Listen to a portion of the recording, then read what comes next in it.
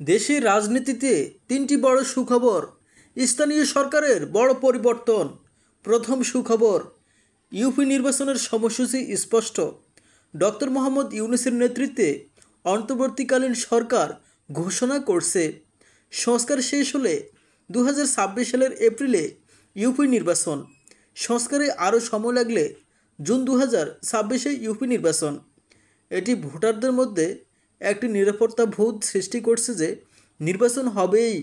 দ্বিতীয় সুখবর, মেম্বারদের ভোটে চেয়ারম্যান নির্বাচন ও নারী প্রতিনিধিত্ব। চেয়ারম্যান সরাসরি ভোটে নয়, মেম্বারদের ভোটে নির্বাচিত হবেন।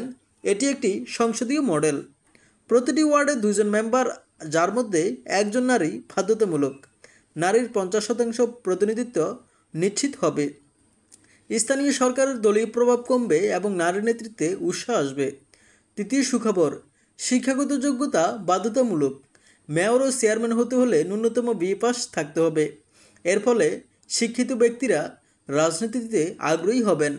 টাকা পেশিশক্তির দাপট কমবে, সচেতন ও যোগ্য নেতৃত্ব তৈরি হবে। চতুর্থ সুখবর, অনুপস্থিত চেয়ারম্যানদের বদলে প্রশাসক নিয়োগ।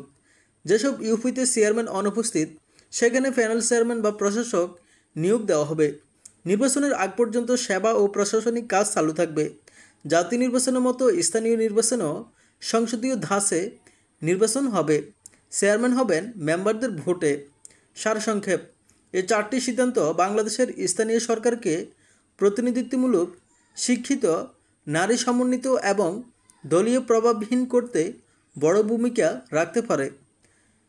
প্রিয় বন্ধুরা, চেয়ারম্যান মেম্বার কতটুকু শিক্ষাগত যোগ্যতা থাকা দরকার কমেন্ট বক্সে জানিয়ে দিন। পরবর্তী আপডেট পেতে চ্যানেলটি সাবস্ক্রাইব করে রাখুন আর একটি লাইক দিয়ে দিন।